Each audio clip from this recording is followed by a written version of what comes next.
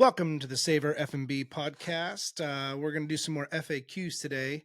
And again, as we get this thing rolling out, we're probably going to do quite a few FAQs just to get me a little bit more used to recording and talking to the camera.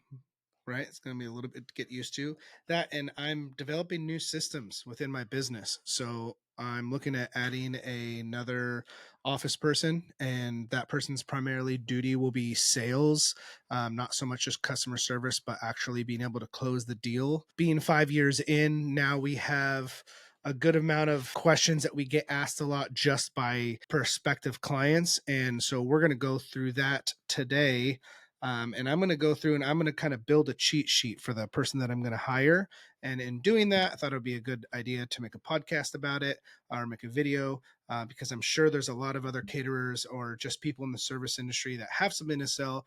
They probably get a lot of the same questions. So we're going to dive right in. And this is one of our biggest questions just because a lot of people that come in and get our caterings, this a lot of times this is their first time they're actually going to use catering, right? A lot of people typically aren't getting catering on a regular basis unless they're a little older or maybe they're just into this world. But a lot of people's first experience with catering is a wedding or some other big celebration that brings on a lot of people, and typically people aren't used to seeing what a bill will look like for 50, 100, 200 people. So a lot of times when they get that first initial proposal, they're like, whoa. So the first question that we get quite a bit is when we send out a proposal, everybody likes to ask what the service charge is for. And I know that seeing my competitors, seeing their proposals, I know that it's industry standard. Everybody seems to have a service charge out there. Some people have service charge and gratuity. Our service charge is not gratuity. And like I mentioned before in one of my other videos, that gratuity is completely at the discretion of the customer. So service charge for us, and full disclosure, we charge 18% on everything that we do. Service charge for us is going to cover everything outside of that, the time of your event, right? So you book an event, whether it's a wedding or a birthday party or an anniversary. Let's say you book that out 6 months from now or farther out. The service charge is going to cover everything leading up to that event. So all the time you're spending talking with staff, all the planning, how much we have to, get your proposals together and make modifications and talk to your wedding planners, talk to rental companies. Interior for what we do is, we'll figure out like game plans for properties. I know a lot of properties we go to quite a bit, so we kind of know the gist of it. But a lot of times it's just us trying to figure out the best way to handle the specific place that we're going to be catering that day.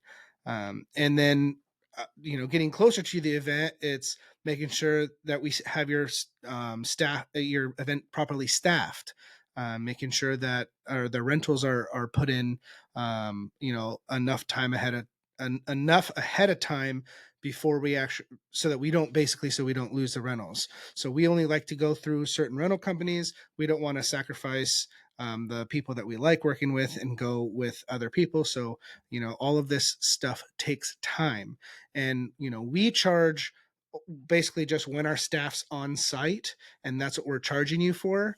But even still, if your parties, let's say it's a Saturday, a lot of weddings are Saturday. A lot of times we start prepping even, Thursday, Friday. On busy weeks, we're prepping all week, depending on how many events we have going out that weekend. So there's all these labor hours and ordering and cooking, and there's all of this stuff that comes into play that's outside of the time of your event. And that's what that service charge is paying for. We have vehicles and insurances and getting our stuff cleaned and maintenance, and there's just a lot of moving parts when it comes to catering, and that service charge is exactly what that's for. So while you're paying for mostly throughout the rest of the menu, you're paying for your rentals and your food and your staff hours on site. There's a ton of work that goes into it depending on your event, leading up to it. And that's what that service charge covers. So obviously we were still going to get the question. And absolutely like being able to have a solid answer of what that's for. I know that there's other companies out there that maybe don't add their service charge on until the end, and then that can be a problem in itself. So ours is right up front. You see it, and we do explain it in the terms and condition from that first proposal. It does explain a lot of these questions actually, but sometimes people just want to know the reassurance on what they're spending their money on, and sometimes it is quite a bit of money. But just rest assured, it's not going nowhere. It's not a jab at anything. There's just a lot that goes into what we do.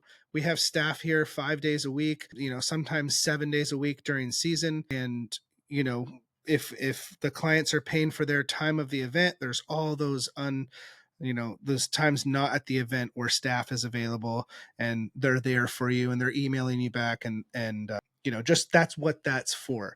So other people might have a lower service charge. Other people might not be as accessible. We want to be here for you 5 days a week, at least in the planning process, even for quick questions. And, with that is going to come associated costs. So that's the service charge. And another question is once we get in the proposal process, a lot of clients will see how much staff we have on, and then their question is, well, do we need this much staff? And really it just boils down to, do you want to have a smooth event or not? We want to have a smooth event. We want to make sure trash is picked up. We want to make sure that your kitchens are cleaned and venues are left clean and there's plenty of people to pass around hors d'oeuvres. We want to make sure that if it's a plated meal that you're not waiting an hour to get served. We want to make sure that the event is just that, and it's smooth and there's nothing to worry about. So for that, we don't really, the staff from our point of view is not, I guess, subject for discretion or subject for negotiation, just because we know how much we need on site. And if we were to sacrifice that, then it would just ultimately sacrifice on service, and that's just not something that we're prepared to do. And depending on what you get is going to depend on the staff that you need. The more people you have, clearly the more staff you're going to need. If you have a plated dinner, well, you're going to need more people than if you were to have just a buffet. As far as cleanup goes, it's the same, but actually getting the food onto the tables requires quite a bit more staff, unless you want to wait 45 minutes to an hour for your food, which we don't want that. So it comes down to the amount of service we want to give you, and we want to give you ease of mind. And for us to give you that, we have to have a certain amount of bodies on site, and that's just what it is. And that's how we've gotten to where we are right now, and we offer those. We just offer that we offer that stability in what we do. Our reviews say it. You can look at our reviews. We never want to open up ourselves to be understaffed and stressing everybody out and maybe not get set up in time and maybe leave things a mess. It's just not in our playbook. We like to run things a certain way, and that just means we need people to do it. So next on the list is, how much are food tastings? So I think I touched on this a little bit before. This is a really simple one. Most people don't get tastings. A lot of weddings do, but outside of weddings, a lot of people don't get tastings. And what we charge $95 a person. And for that $95 a person, you're getting your entire proposal that you got. So all your hors d'oeuvres, salad, if you're doing a dual entree, you're getting everything, actual proportions. You're not just getting small little bites. You're getting everything as you would on the day of your event. And then you're also getting one-on-one time with the chef and someone to go through your proposal. So after you get through your experience and after you get through all the food, we'll sit down with you at the end. We'll go through your whole invoice and proposal top to bottom. If there's any questions that you have, if there's any modifications that you want to do, that's a perfect time to go through that. And it's also just a good time to catch up and see where you're at in your planning process for your event anyways. So $95 a person, and you get your one-on-one time with a chef, and we go through your invoice line by line to make sure there's no questions about anything at that time. Next question we get a lot is, do you have food packages, or do we only do a la carte? So food packages, it's really up to you. So we have food packages for events of 40 or more, mostly just to keep things easier on the kitchen and keep menus tried and true, if that makes sense. So, if we have 6 or 8 events in the week and everybody chooses a different menu and everybody has a la carte items, it can stress the kitchen out a little bit more. Things maybe don't get made as much as before.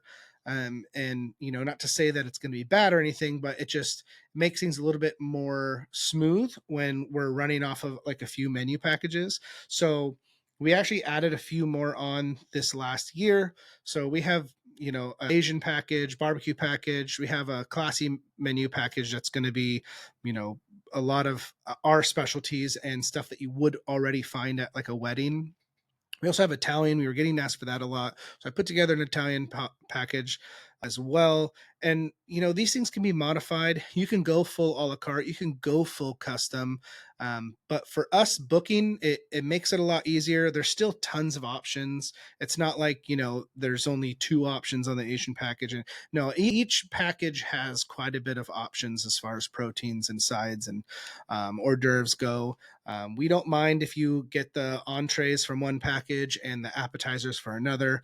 It happens all the time. But as far as like mixing up actual items on that package, we would then bill you a la carte, just because if it's custom, if you're asking for a custom menu, we're going to build you a custom menu. So there are loopholes and stuff people try to modify, but for us it's just easier for our procedures, and it's easier for the planning process too, to just say these things work. This is how it's the payment structured. You don't have to do a million proposals to figure out what the budget's going to be. Off of that, like if you know which package you kind of want to go with, but you don't know which items, even from that first proposal, you're going to have a really good ballpark of what the event's going to cost, even if you were to change a couple things around in that package. So it's either or. So we absolutely have packages, and you can order a la carte or get as custom as you want. Totally up to you. Not a big deal. How much does it cost for children's meals?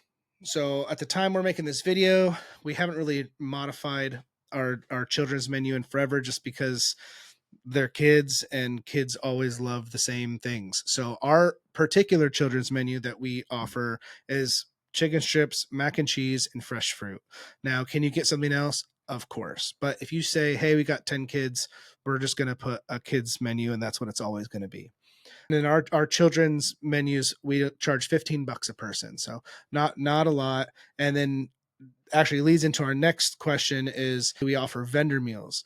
Now, vendor meals is really important when you're doing your wedding or event, because a lot of the photographers, DJs, those people are there, pretty far ahead of time. They don't really get a dinner break. And if they do, they want to be fed.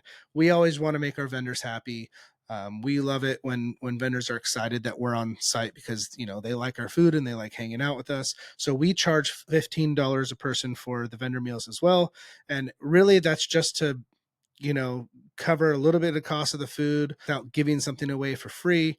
And we just want to take care of our vendors and make sure that they're happy. Now, our staff are excluded from that, so we would never charge a customer vendor meal fees for our staff on site. We cover that. There's no, we would never pass that onto the customer. This is more for like your photographers, wedding planners, DJs, those kind of people that are going to be around all day taking care of you and making sure your event's going smooth. We want to make sure they get fed. So $15, and we'll make sure. And they always eat the same food as everybody else.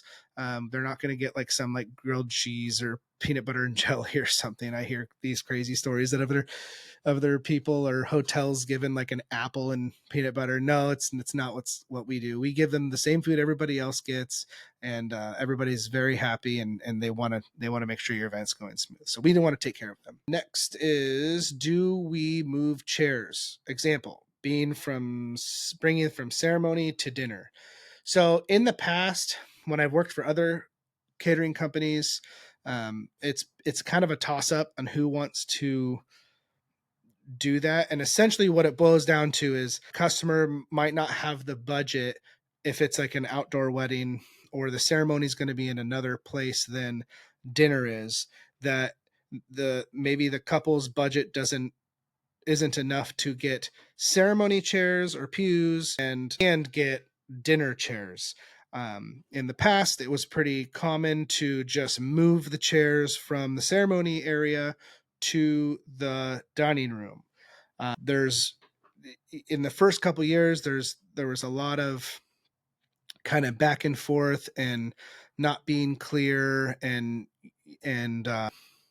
I guess unspoken expectations that the caterer can just do this stuff. But depending on the size of your wedding, to pull staff away, because remember, at the end of the ceremony, we're going right into cocktail hour. So that means people are going to be out there clearing.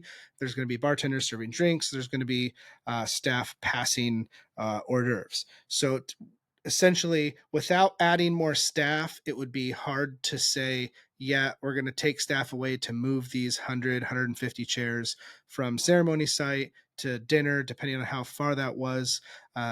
So what we ultimately decided over the last couple of years is that we just aren't going to do it. And it's not because of anything else other than they're not our rentals. We didn't rent them out, and they come from a third party, and the catering staff is more than happy to help out when possible. But our first and only priority is making sure that the event stays clean, that everybody's fed, that things are happening on time as they should. And those are our main focuses. If there's time and it's a small wedding, of course we're going to help. I'm never going to have staff just standing around watching people work. That's never going to be the case. But the expectation should be, if a rental company provided blank, then the rental company should be responsible for moving blank. So whether it's chairs, or I've seen arches moved or tables moved, to assume that the caterer is going to do that, I would not. You're just going to put the caterer in a weird position where they want to please you, but then it might put them behind on you maybe getting something set up or not serving the rest of your guests because it wasn't planned far enough ahead. So I would get together with your rental company, and I would get together with your planner or maybe the venue, and get some sort of plan. If that's the way you want to do it and you want to move chairs, you can absolutely do that. If your budget, you know, is okay and you feel like you can't afford to just get two sets, get two sets. You don't got to get matching. You don't have to get matching sets. You can have, white padded or mahogany padded chairs for ceremony, and you can have nice shafari chairs, or white padded for dinner. It's completely up to you. There are a ton of options out there. And if you have questions throughout your whole process, even if it's not necessarily with what we're offering, just let us know. We do a ton of weddings a year. I've been doing weddings for almost 10 years now. My staff, we're all very versed in this. So even if it's not something that we provide, we can at least point you in the right direction, or at least tell you which questions to ask your other vendors that aren't, that's not under our scope. So, for example, as far as chairs being moved, don't expect it. It never hurts to ask. If it's a smaller wedding, big deal, but definitely don't put an unspoken expectation on one of your vendors. We all are always adamant on letting people know that if it's not on our BEO or it's not on our invoice, it can't be expected to be our responsibility. And I know that sometimes that might sound bad, but there's a lot of different people involved when doing these events. So mostly just has to be with getting that information in a timely manner and making sure that everybody's on the same page before the day of your event. So we have notes. If there's something that is out of the scope that we agree to, we have a note section on the bottom of our invoice and on the bottom of our BEOs for our staff. And, those things will, we're happy to help out, just as long as we know going in. The worst thing is getting a good flow going and then, having something thrown in randomly that's going to like put us out for 15 or 20 minutes when like every step of the way is calculated. So, all right. Next question we get a lot from staff from our clients when they're booking is, what is our payment policy? Now, our payment policy is to book 50% down. And what that does is it makes a commitment between the both of us that I'm not going to book over your event, and you have some sort of commitment, and you're not going to just cancel your event. So 50% down, the rest of it's due 2 weeks out. Anything booked 2 weeks or sooner to the event, which it happens all the time, but it's mostly for like smaller stuff. But anything booked 14 days closer to the or closer to the event must be paid in full to get that confirmation. And just to make sure there's no gray area or miscommunications, reaching out and saying, hey, I'm gonna book you, or hey, I put the check in the mail, or hey, we plan on paying you. That's great, but your event does not get booked until payment has been made. So if you're worried someone's going to take your date, if you're worried, it's especially like November's a crazy month, is like the first busy month. There's some days on there where we'll have 10 proposals on. So if you're worried, just ask, say, how many proposals do you have on that date? Are we at a risk for someone booking over? And if you want to pay a little bit just to like hold the date, we're absolutely open to that. But just know that the actual confirmation for your event comes with the 50% deposit. So that's our payment policy. Is tip included in the price is another big question we get. Like I said before, when we were talking about the service charge, tip is at the discretion of you guys. Tip is at the discretion of the client.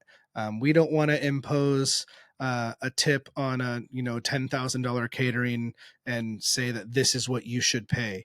You should absolutely pay what you're more comfortable with. Staff, it's a lot easier to give cash than it is to put it in, at least bookkeeping wise, than paying over. Of course, we still can figure it out. It's not a big deal. What we like to say is if you can tip, like if you want to write, if you insist on writing a check, that's fine. If you could write an additional check on top of it, it just makes bookkeeping a lot easier. And plus you can write like, this is specifically tips for this event. And then it's memoed on the check. And now there's not going to be any, not like we would do it, but there are companies out there that maybe would withhold tips. It's really easy to just write the check, say this is for tips, and then when they memo it in their bank, all the banks now take pictures, so it's not going to be any gray area that was tips for that event. So it's at the discretion of the client.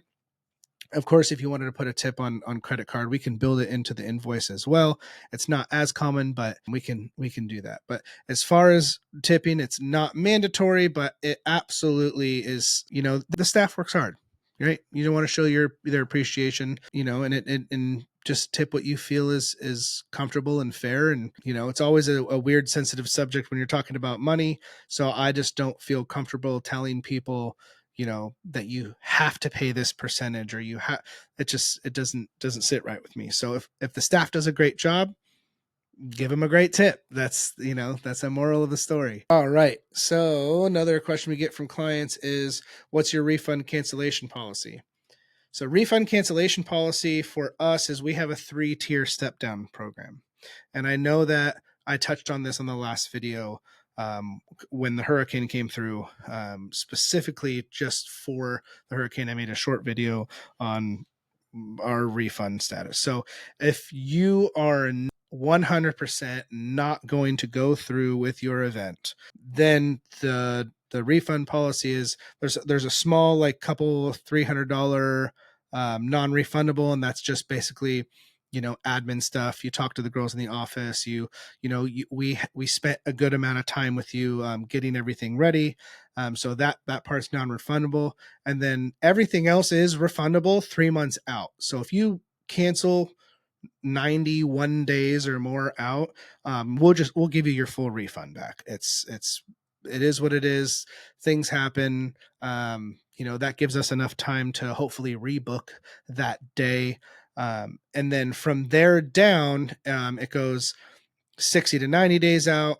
You'll get, I should have pulled this up, but you'll get, I believe 35% of that 50% deposit back if it's 2 to 3 months out. And then from 30 days to 60 days, you're going to get 15% of that deposit back. And if you cancel 15 of your 50, right? So whatever that is, I'm not going to do math right here, but 15 of your 50. So like about a third of your deposit back. And then if you cancel within the last 30 days of your event, we are not going to give any deposit back. And that's just simply because the odds of us rebooking that date are just very slim to none. A lot of these, especially during wedding season, you book on a Saturday. We only take 3 events max on a Saturday. One if it's real big, 2 decent sized ones. But if we have 2 okay ones and a third, maybe house party, we'll do 3 events max in a day. So if we lose one of those, it hurts pretty bad. And I know there are circumstances, and I know that there are reasons why things like this happens, and it's super unfortunate. And I don't want to just do a hard line of all our deposits are refundable. I know there's a ton of vendors out there that do that, but we feel like it's the most fair that if we have a better chance of rebooking that date, then we give you more of a deposit back. The closer we get, the chances of us rebooking that date in under 30 days is very rare. And it would be like a last minute thing on somebody else that we'd be saving the day, not something that we had well planned out and had everything going. So refunding is 60 to 90 days, 30 to 60 days, and then anything under 30, we keep that deposit. Now, if you want to reschedule an event, and it doesn't have to be a wedding, doesn't have to, like if you had a deposit down on a wedding and it's not going to happen, you could use that deposit for a future event. And this is what I was trying to touch on in the hurricane things. When hurricanes happen, things get postponed, but it doesn't necessarily have to be for like an emergency hurricane. If you don't want to lose any of your money and you still are able to get that deposit towards another event, we'll give you your full amount, like it's a deposit on any other event. So you can still have some sort of event. Maybe there's a big 50th anniversary coming up, or 80th birthday party or something. You always have that option to move your deposit and keep the full deposit and move that to a future date. And again, we try to just be as fair as possible with the work that we've put into things. And I think that that's the best situation that I've come up with.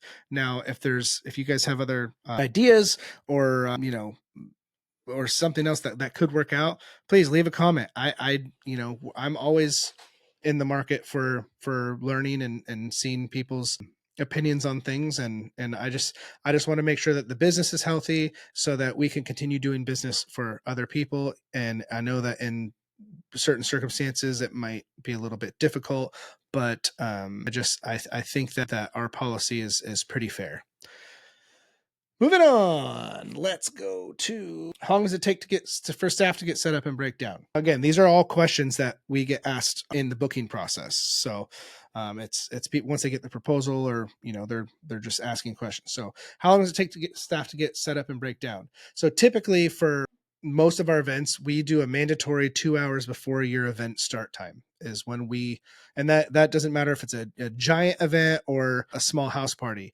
We give a minimum 2 hours, and that gives my staff enough time to unload the truck, get things organized, make sure everything's set up correctly, get the buffet set up, get the truck packed up and not looking crazy, and making sure that we're not hustling at the very end trying to rush to get everything done. So we do a mandatory 2 hours before. If it's a giant event, so we have an event coming up, I think in the beginning of December, where it's 350 people, plated, dual entree. They got raw bars and past hors d'oeuvres and set and placed hors d'oeuvres, and it's a pretty big thing. We'll probably have half of the staff come 3 hours before to just kind of because for that specific event, we're going to have to set up like an outdoor kitchen. So we'll probably add on 1 more hour for that. But again, it's a giant production. Most events are not giant productions. Even if it's 150, 200 people wedding, we do that all the time, and we still don't need more than 2 hours to set up.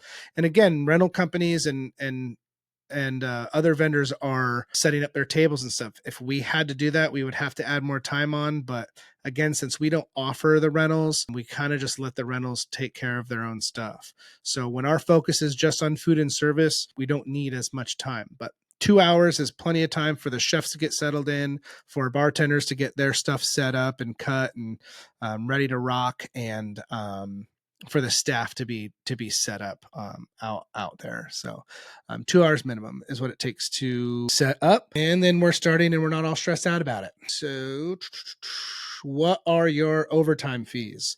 So this is something that I know that I probably do different than most people. And I just think it's easier on everybody. I don't do any back billing. So what does that mean? That means that we've had plenty of time, months, weeks, even a year to plan your event, which means that the end time is a hard exit time for us, and we do not leave staff behind, and we don't continue past our out time. Are there exceptions to this? Sometimes. We have some regular customers that were like small house parties that we've been to several times, and there are certain circumstances that we can talk about, but it's going to be a very special circumstance, and it's going to have to be with people that we've already known. But in general, we have a hard exit time, so we don't have overtime hours. No, a lot of other catering companies, they do. So if the event's supposed to end at 10 and everybody wants the staff to stay till 12, they'll back bill them for another 2 hours. I don't want to do that. We've had plenty of time to plan this, especially if there's planners involved, and there should really be no reason why my staff should have to stay behind thinking they were going to be cut around 10. So the most fair thing I can do for my staff, and the easiest thing I can do for the business, is just no overtime fees, no staying behind. If we're staying behind, it's because, we're running late and the business pays for that time. But in general, if we have an out time of 10, that is a hard out time. That means we are cleaned up, ready to go, vans packed, all the staff is in their cars leaving at that time. So no overtime fees. And we pay 14 days prior to your event. So you're paid in full 14 days prior. You're done, out of sight, out of mind. All you have to do is enjoy your party. The last thing I want to do is Monday morning go back and see how much staff I had and then back bill everybody that's been done, for their few hours of staff. To me, it's just more friction in the business. And, we try to do our due diligence leading up to your event, that it should be a non-issue. So, all right, moving on. We're going to go to, when do you need final guest count? We need final everything 2 weeks prior. So a lot of times people have it to us a lot sooner, but 2 weeks prior to your event, 3 weeks prior to your event, you're going to get a little ding on your phone that says you got 1 more week to make any changes. So 14 days prior to your event, your final guest count's due. And at that time, you're going to give us, if you have any kids meals, vegan meals, dietary restrictions, you're going to give us all of that stuff at that time. We're going to put it in the notes for you, and everything's going to be set, and it's going to be easy and smooth, and you'll be paid up. Final guest counts due 14 days out, along with everything else, payment and everything, so that you can go into your wedding day or your event day or your birthday party or your anniversary or your quinceanera or whatever you're celebrating, knowing that you're just can go enjoy your event. You don't owe us anything. Okay. How many weddings do you do a year? So every year, so I started this business 5 years ago, and every year we've grown a little bit more and more. So last year, I think our total was, we did around 120 events. So, catering, or I guess, no, hold on a second. So we did 167 total events. Yeah. And I think a little over 100 of them were weddings last year. This year, we've already booked that. We're in September and we're already at 100 and something weddings. So I would assume it's November. I know we have at least 15 or 16 weddings in November. So I'm going to say this year we're probably going to close out at around 130, 140 weddings, specifically weddings. We do other stuff too, but weddings in particular, we probably sit right around 130. How long have you been in business? I just answered that. I started in 2019. It's been 5 years. But before that, I was a head chef for another catering company and venue here in Fort Myers, Florida. And then before that, I was sous chef of another catering company before that for 2 seasons. So I think that was, so if we have 5, so I was the third, 7, 9. So 9 years ago is when I got my first catering job. But I'd already been cooking for like 15 years, restaurant, chef, do all sorts of stuff. But yeah, 9 years catering, 5 years with this business. And I'm really excited to see where it's going. Can you cater to any venue? No, just because a lot of venues are hotels. The hotels have inside catering. And in my first video, I was talking about the 2 main types of catering, inside catering versus outside catering. It doesn't mean whether you're in a building or out in the elements. It just means that if you're in a venue and you have inside caterer, it means that there's one caterer that takes care of your events. And a lot of times it's the place that you're going to. So hotels, country clubs, some venues, they'll have inside catering and they handle their own stuff. And then other venues, some hotels offer outside catering, not a lot, but some hotels do. But a lot of venues do offer outside caterers. It's just something to talk to when you're, and depending on what you want, like some people like the hotel all-in-one package, less headache, everything's included, one-stop shop for everything. That's great. Some people want to have a little bit more customizability. They want to have a little bit more say on what they have for food. Because the last thing you want to do is go to a hotel, try the food, and go like, ooh, I wish it could have been better, but you're locked in. There's nothing you can really do about it. Being at venues, usually you have preferred vendors list. And on that preferred vendors list, depending on where you're at, could be anywhere from 2 to 5 caterers. There's other stuff on that list, but we're talking catering, 2 to 5 caterers. And if you wanted to do a tasting with all 5, you're more than welcome to. And then a lot of places like community centers, community halls, they are pretty open to anybody coming in, and you can have your pick of the area. So it's just something when you're venue hunting for your event. It's just something to ask if they have a preferred vendors list, or if anybody can come in. Just ask that up front. Though it's a pretty common question that nobody will ever get like weird about it or anything. But we have a ton of venues on our website that makes it really easy for people when they're booking. And especially now after 5 years, we have some people who's like friends that we did their wedding, or brothers or sisters we did their wedding, and they want to use us. So it's just kind of a tool. You can go on our website and see what venues we're in. I think there's 21 or 22 on there now. There's probably a few missing. And don't think that you can like book an Airbnb and have like some caterer come out. A lot of these Airbnbs, even if they're big, they have really strict like event policies, meaning no weddings, no parties, none of that stuff. So be careful too, because there are some Airbnbs and VRBOs that people have caterers to all the time, but having like an actual event that's going to be like 50, 60 or 100 people, they have pretty strict policies on that. So maybe that would be a good idea for a video in the future of venue types and maybe some Airbnb do's and don'ts. And I don't know, we'll see. But we can't cater to any venue. If you want a list of places where we can cater, give us a call or go on the website, and it's right there for you. Do you have a license? The next question, do you have a license to serve alcohol? Yes. So we have what's called a Catering 13CT liquor license, which means we can serve you all the booze you want. Obviously, there's stipulations to that, and we have to follow the same rules that any bar or restaurant has to follow.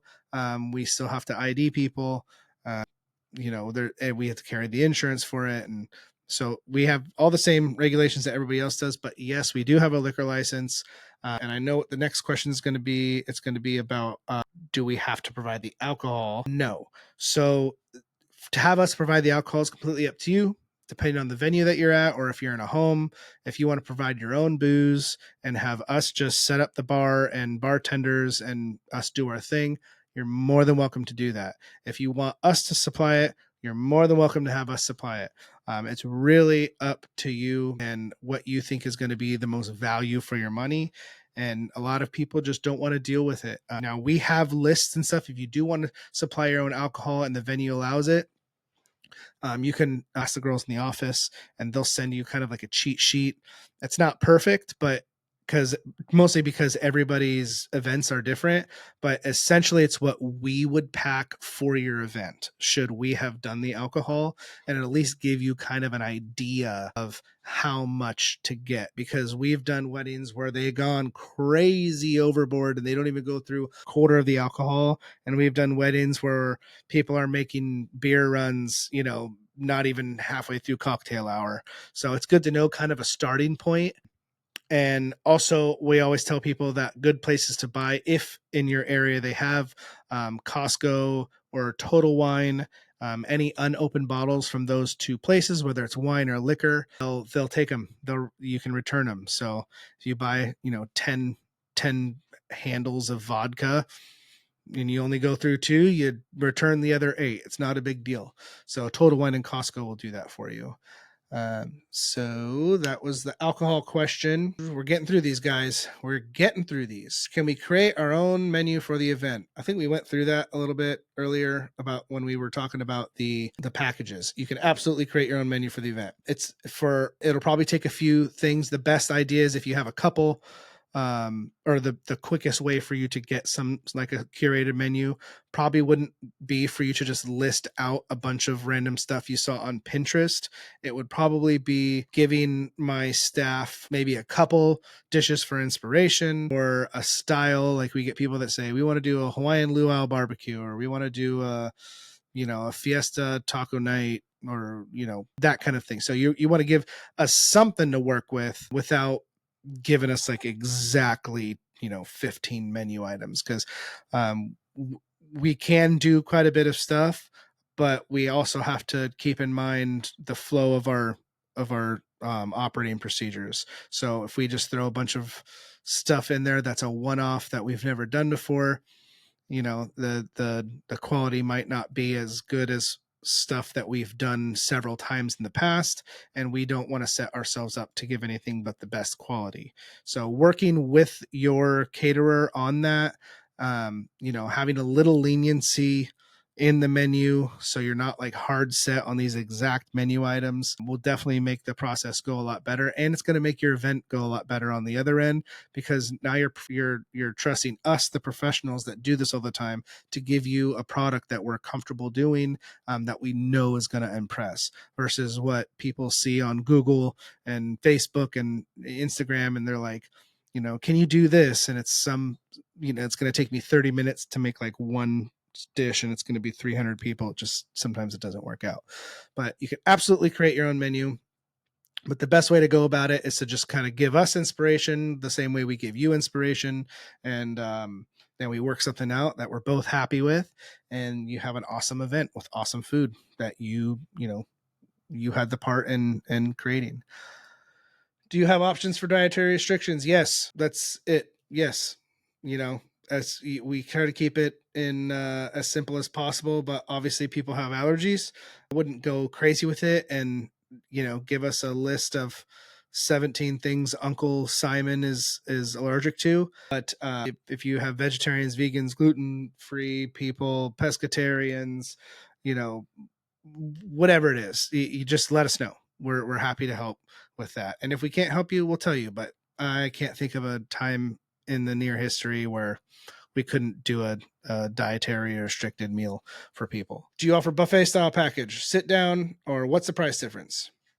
So yes, that's kind of a weird question, actually. Do you offer buffet style package, sit down? What is the price difference? Sit down. Don't you always have to sit down when you're eating? I don't know. Who wrote this? Who's the guy that wrote this? Anyways, so it probably means, do we offer buffet style versus plated? Yes. 99% of it, what we do can be either or, buffet style or plated. If you do a plated, the only caveat is the food's going to be exactly the same price, but we have to spike the number of people serving it. So your staff's going to be a little bit more, or in some cases, if it's a large wedding, it's going to be quite a bit more if you do a plated. But yeah, the price of the food between plated and buffet, we don't raise the price on that. I know other people do. Doesn't make sense to me, but we do have to come up on the staffing amount. So typically if it's a single entree plated meal, we'd probably add 4 staff members on there for like around 100 people. Probably add like 4 staff members, 4 or 5 max. If it's a double entree, it's going to be like 6 or 7 people, just because kind of like each thing needs a person. But yeah, the price of the food will be the same. So, and again, through the proposal process, it's absolutely okay to ask these questions. It's absolutely you have your price and say, well, how much more is it going to be to make this plated? It's not a big deal to just give you a real quick number on that. Next, do you have dessert options? Yes, we don't do cakes. So sorry, we can provide like a small cake, right? So I have chefs. I don't have, bakers and people that specialize in wedding cakes. There are a ton of really great bakers in the area. I trust them to do that. I don't want to get involved in that. I love being a chef. I love making desserts, but cakes have never been my specialty. And that there's people that that's all they do. I would trust a person that specializes in something, especially when it's something as important as your wedding cake. But we have a ton of other stuff. And over the last few years, we've kind of seen this switch in weddings to where we're not seeing all the big cakes like we used to. We still are seeing them, but I would say half of the time we're probably only seeing like maybe a cake topper, or like 6 or 8 inch cake that has some decoration on it to give the bride and groom something to cut. And then after that, it'll be, mini desserts or petit fours, mini cupcakes, regular size cupcakes. And there's a ton of stuff. We do mousse shooters and we have a ton of stuff. So if you wanted to do something like that, we could absolutely provide the desserts for you. But if you want like some tiered wedding cake, or that's not our thing. But we know people. So if you did want that, we could just send you to those people that we know. And they're really great people. Can you cut our wedding cake? Yeah. So if you do get a tiered cake or a sheet cake, or that's another thing people do, they just put a small cake out, just cut it for the picture, and then they have a sheet cake in the back that the guest never really sees, and that's something that we'll take care of in the back. There's a ton of ways to get your guests fed something sweet, but yeah, we don't charge anything for that. I know there's cake cutting fees at a ton of places. I don't know. I don't get it. Maybe it's money on the table that I'm not taking advantage of. We always have the stuff in the truck to do it. We're more than happy to help. After dinner, there's usually, at least a couple staff people that I can break away to help do the cake cutting. And we're happy to take care of that for you guys at no extra charge. But again, it's good to let us know that ahead of time, because God forbid we don't have the stuff in the truck, but we typically do. But if we don't have the cake cutter and stuff in the truck, we'll make sure to get it in there, and we'll at least get it in our timeline so that the staff knows that there's going to be a cake cutting at X time. What options of linens, glassware, plates, and flatware do you have? So we only offer, I'll say this, for our larger events, we only offer one style of plates and flatware. We have just like white coupe plates. They're like rimless. They're not like the 1 inch wide rim like you see everywhere. It's just like a nice, coupe style plate. So we have salad and dinner size of those, and then plain silverware. Everything's nice. It's not going to be Luna Classic or some other high end silverware. But for that stuff, we would send you directly to the rental company, and they would be more than happy to get you some custom plates and flatware. If it's a small event, I'm talking like 6 to 10 people, maybe 15 people. We have clear dinner plates and salad plates, and we have some square nice dinner plates that are really nice. But a lot of that stuff's just going to be chef's dinners and private chef dinners, where we're going to dictate the plates anyways. And for the most part, you should let the chefs and caterers dictate which plates to use, just because some plates look nice when they're empty, but then when they're full of food, they just kind of look like messy and crazy, like old 70s floral plates. And yeah, not my thing. I like a plain white plate to make something nice and colorful, and so that your food doesn't get kind of just washed into the design of the plate. So that's what we have for ours. Glassware, we have water goblets. Again, just a regular water goblet. No, I don't have one around here, but regular water goblet. So it's got like a wine base, short stem, and then on like a water goblet like that. And then again, plain white wine glasses. You're going to see that most places, even with rental companies. The more custom like wine glasses is not that common. I'm not saying you can't get it, but just in general, not a lot of big events are doing a wine glass on the table now anyways, because most people are able to get their drinks at the bar.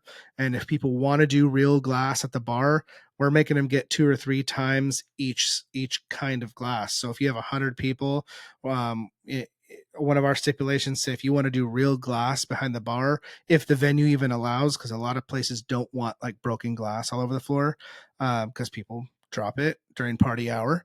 Well, if you have 100 people, we're going to make you get 200 minimum of each style. So wine, rocks, highball, whatever glasses that you want, we're going to make you get double, because we don't really have a dishwasher on site, and people change up their drinks. So if you have 50 people that their first drink is a mixed drink in a rocks glass and they want to switch to wine for dinner, there's 2 glasses right there for that one person, 3 counting the water goblet. So if you are going to do real glassware behind the bar, just keep in mind that you're not in a restaurant, you're out on site somewhere, and we have to account for that kind of stuff. It's not super expensive, but it still adds an extra few $100 that maybe you could save by just letting the bar be in like plastic cups. And our cups are just normal, like 9-ounce little tumblers, clear tumblers. They're not like ugly or anything. It's exactly what you're thinking about right now. If you go to a bar at a wedding, that cup that they give you, that's exactly what we have. And did I get everything right there? Almost through this. Buffet, dessert, cake. No. Linens, we don't provide linens. That's it. We can send you to the place that can provide linens, but we don't provide linens. We do provide like linens and spandex and stuff for our buffet tables. But if you have a color scheme, you're more than welcome to get the same color scheme for our banquet tables for our buffet. But yeah, since we don't provide any of the big stuff like tables or chairs, anything like that, then you guys would be responsible for the linens. And we're always responsible for our stuff. So anything that we have to have, buffet tables, beverage station, bars, all that stuff, we have linens for all of that stuff. But if you want a certain color or style, then it would be up to you to get that from whoever you're getting the rest of your linens from. So, all right. Do you have other supplies to rent? So right now, the only things we really have to rent, we have a couple different bars, nothing like super extravagant, but super clean bars, that we use. And we just started doing mobile espresso bar, which is really fun. And we have this little like 1995 Japanese Honda Acti van, and it's super cool. I will try to do a video on that coming up soon, because I want to do something special for that, so that we can see, because we want to do a mobile espresso and liquor out of it. It just depends on what you want, and that's more meant to be a prop anyways, so you can rent that. Any other supplies that are available to rent for us, we're pretty self-sufficient, so you're not really going to need anything that's, unless you want something specific yourself for a prop. I know there's a couple businesses in town that specialize in like lace couches and rugs and maybe rattan furniture, to give you that kind of look at your wedding, but we don't do any of that stuff. Our primary focus is service and food. And then we have a couple other things on top of that, but we don't really get into like the specialty rentals in that area. But we absolutely have people in town that we know that are friends with us that we can send you to that have everything. Does your crew clean up after the event? Of course. yeah, I don't, if you're hiring a caterer and they're not cleaning up after themselves, it's kind of defeats the purpose of hiring a caterer. So before we leave, if it's like at a venue or something, we'll do final rounds. Every venue has its own set of rules. Some venues have maintenance people that are there the whole time kind of helping clean up. Some venues have nobody there and we're responsible for cleaning up. You know, we're versed in the places that we're going. So before we leave, we'll make sure to do one final round, at least when we're contracted out. Usually we're contracted to the end of the event, but in some cases we're not contracted to the end of the event. So before we leave, and if the party's still going on, we'll do our best due diligence to go around, making sure that garbages are empty, make sure tables are cleaned off, making sure our stuff's loaded up and back kitchen areas are all cleaned and swept up. And, you know, we like to just leave no evidence that we were ever even there. If we're in a home and we're doing a private chef event or a cocktail party, we'll make sure, you know, all your counters are wiped down and floors swept and oven and microwave and everything's all cleaned and shiny. And again, no evidence. We try to take out all the trashes so that you don't know we were ever there. You just enjoyed your event, and you know, there shouldn't really be a ton of cleanup after at all. Really, there shouldn't be any cleanup after you hire a caterer to come in and serve you. So next is, what do you do with leftover food? So our policy reads that leftover food is not guaranteed. And just why that is we don't want to go into the assumption that there's going to be leftovers and that those leftovers are the property of the customer. That's not really what's paid for. What's paid for is you ordered food for X amount of people and X amount of people ate. If there's leftovers, that means that we wanted to make sure that we didn't run out of food. And that's kind of our insurance policy to make sure you have a smooth event. So not saying that we don't like leaving leftovers, because we're going to toss them anyways. But how it reads in our contract is that we'll just disperse leftovers to vendors, and then my staff will get a chance to take something. Then we'll ask the customer, you know, if they have any Tupperware or boxes or anything, and we're happy to box it up for them. We just have to put that disclaimer in there because we used to get calls, you know, we ordered this food, we saw this food, and you guys stole our food. And it becomes like this really uncomfortable situation with the customer when they like had a great event and then they're off put by, they think that we stole something when really wasn't theirs to begin with. You know, it's like going to a restaurant, you know, they have all this prep in the back kitchen and you got your one meal. You're not entitled to the prep in the back kitchen. So it's the same exact thing. At a catering, we have all this food out, and again, it's a liability thing too. So technically the food, after sitting out for X amount of time, we can't use it anyway, so we're not taking it back to the kitchen. So there's never a scenario where like we don't want to give the food to you, but my staff also deserves to eat, and I want to make sure my staff is happy and taken care of and wants to come to work, and you know, they're not working 8 or 9 hours without being able to enjoy some dinner or lunch or whatever time of day we catered. So we have to just put that disclaimer in there to make sure that people understand that, you know, you bought 50 meals. Now, whatever those were, could be a cocktail party, could be a dinner, whatever it was. You bought 50 meals, 50 people showed up, we fed them. Anything on top of that is extra, and we're happy to leave it if we have it. But I never want to open up that it's expected, because really that's not what was paid for, you know. And I think that's the most fair way to kind of describe that situation, because we get it quite a bit now. Now that it's in the contract, it's becoming a lot easier to explain to people. But there's a lot of times where, you know, people are old school and they think they paid for something and they don't have really an understanding of what they paid for. And just because something came into their home, they think they're entitled to keep it. You know, I hate having those situations with people because I try to be as upfront as possible, and I try to be clear about things, and I try to explain things in a way that's easy to understand, that is not going to get taken the wrong way, you know. But when it comes to leftover food, that's our insurance policy. Had we not had that food, we would have, you know, run the risk of running out, and nobody wants that. And we don't want, knock on wood, we never have run out of food. And that's just because I would rather spend the extra money making more than what we needed for your event versus trying to save a little bit and then possibly running out and making us look bad and not prepared. So, it's kind of a sticky situation, but it really shouldn't be.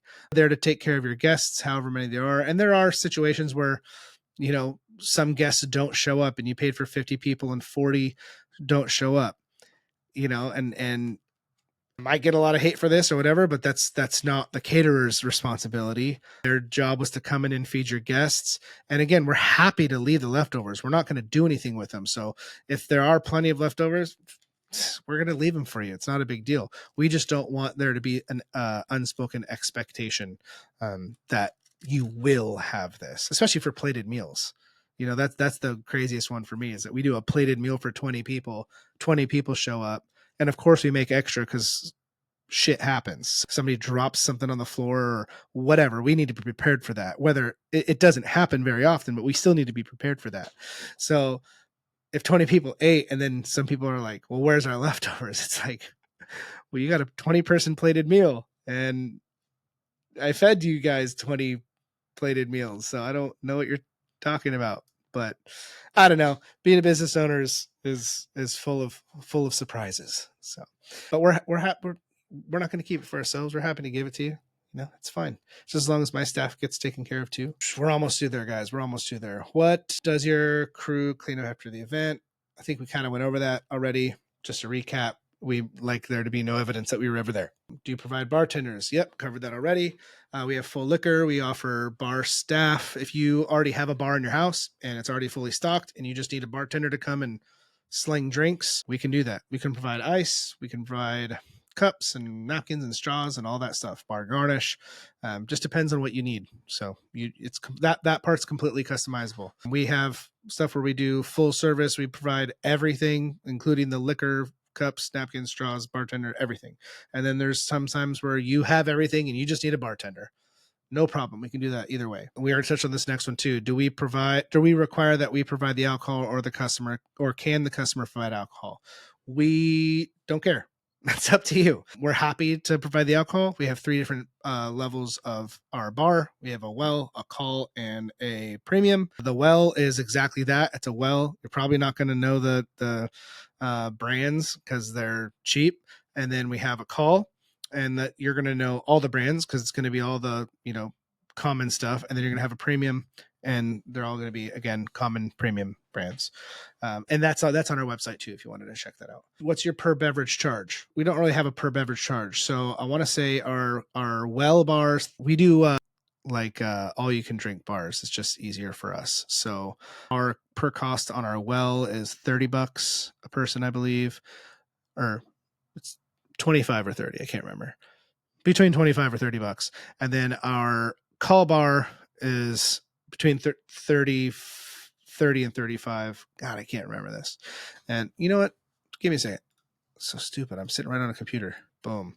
All right. So no way. Boom. Share. Nice. All right. So this is our website. Maybe I'll do another podcast on this now that I just figured out I can share this. But this is the bar liquor service right here. And so these are all our different bar packages. We got a Bellini bar. Beer and wine is 20. Well bar is 25. See, I wasn't off. Call bar is 30. And premium bar is 35 per person. These all include 4 hours of liquor service. And again, I'm very upfront and clear about my prices. So if you wanted to add another hour or 2 hours of any of these bar services, it's literally the $35. Like if you don't want to add it, it's that divided by 4. And then I added another hour of that charge on there. I'm not trying to pull fast on anybody. It's just easier for everybody. And then these are bar setups with no alcohol. So we'll bring everything to do the bar, and then you guys would bring all the booze. Basic beverage station, we put on almost everything. That's just water, iced tea, lemonade. There's a ton of stuff. Give the website a check out. But those are our bar packages. And then we also have some other stuff like we have that's not listed here. There are let me stop sharing that, and it's boom. So there are some other add-ons, like if you want to do like margaritas, like blended drinks, or you wanted to do like I think it's the island bar package is what it's called, and that'll have like your pina colada mix and some sour and margaritas and stuff to make daiquiris. So, and then if you wanted to do custom drinks, you can do custom drinks too. We do it all the time. Do it all the time. So, did you guys get that per beverage charge? 25 for it goes well call premium 25, 30, 35 per person, and it's all you can drink. What brands of alcohol do you serve? That's a hard one, at least to remember. Again, like I said before, the wells are just going to be like your well, like Canadian dry and that kind of stuff. The call bar is going to be Bacardi, Smirnoff, Jack Daniels, Beefeater, Jose. And those are going to be like your rum, whiskey, vodka, tequila, gin. And then the premium is going to be Mountain Gay rum, Ketel One vodka, Bullet Bourbon, Bombay, and Patron. And then with all of those comes you get also beers in there. So you get 2 domestic beers, 1 import.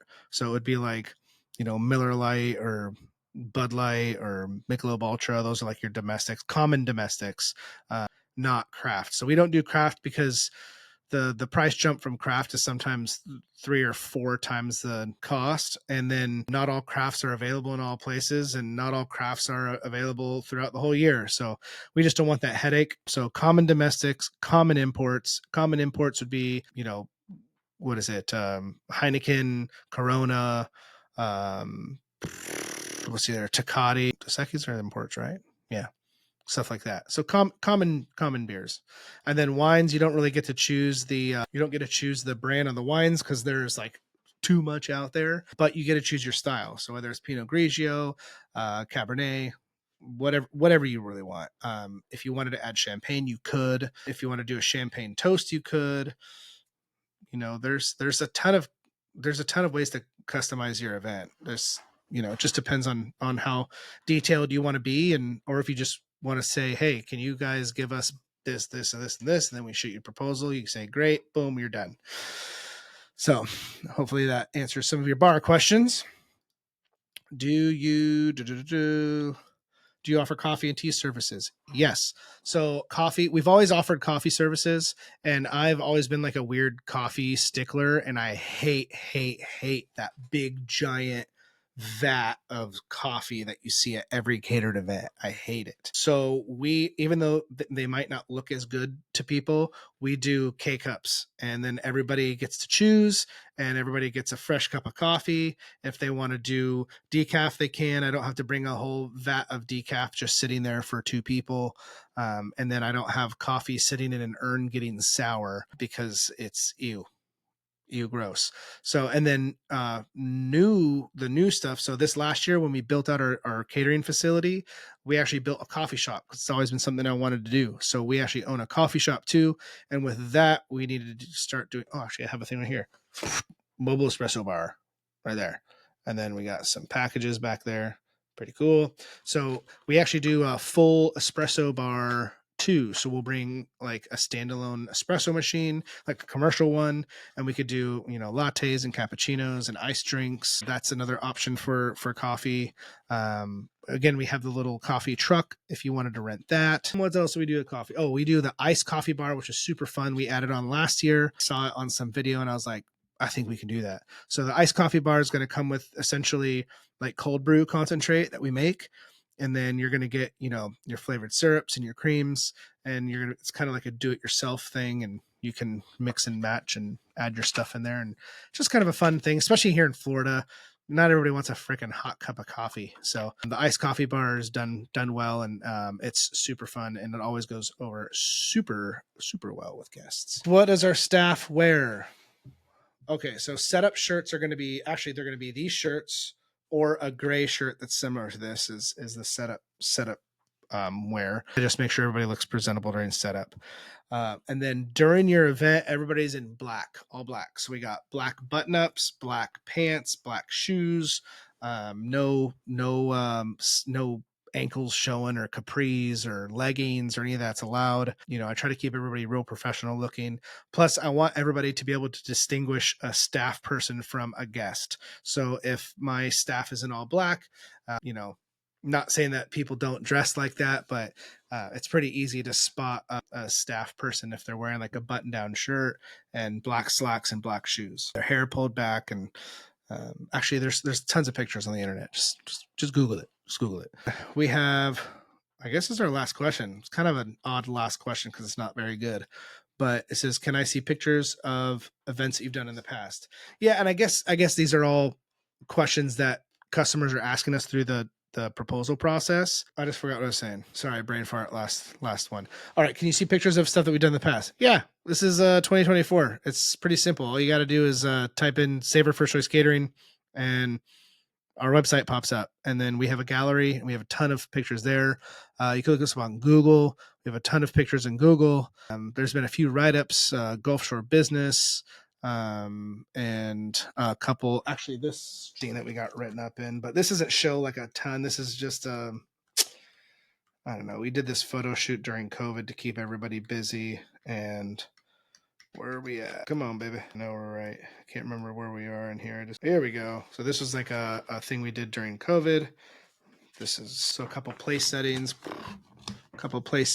and some cool cakes and table settings. This is like some stuff that we did. And this is the rental company that we use all the time. They're the ones that provide all this kind of stuff. But yeah, there's tons of stuff on the internet out there. So you just got to search it, and we're there. Instagram doesn't have a ton, but it does. Facebook doesn't have a ton, but it does. You just got to just Google it. And I suggest you do that with everybody. If you're going to go and hire a catering company and there's like no evidence of their catering out there, probably shouldn't hire them, right? Or at least don't hire them with any certain expectations. You want people. We're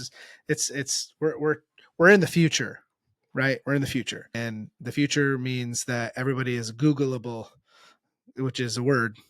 So just Google it. But all right, we got through it. That was a ton. But again, I was doing this because I'm going to hire somebody on staff, and these are a ton of questions that we get on a regular basis. And I'm going to turn this into kind of a worksheet. And so when people do ask these questions, my new staff person on the phone can be like, oh, that's what we say when we get asked that question. So if you guys have any other questions that you think people should ask, or if you have any questions for me personally, leave them in the comments, send me a message. I'm pretty easily accessible. On Instagram, we have, obviously my personal Instagram is Chef Matt Geiger. And then we have the Savour First Choice Catering website, or Instagram and website. We have the Savour Coffee website and Instagram. And then we have this podcast, Instagram and Facebook. The website's not published yet. If you just type it in, it's going to go to the catering one. So we're getting there. Getting a little bit more used to it. I got to get some more things in a row, but just getting used to talking to you all. And again, leave me any questions or comments, or reach out if you want to be on the podcast. That would be great. I'd love to talk to you, even if you're not a wedding professional, even if you're just someone that's interested in business or interested in being a different kind of vendor. Just reach out to me. I'd love to talk to you. But for now, thank you for listening to the Savour F&B podcast, and I'm out. Have fun, everybody.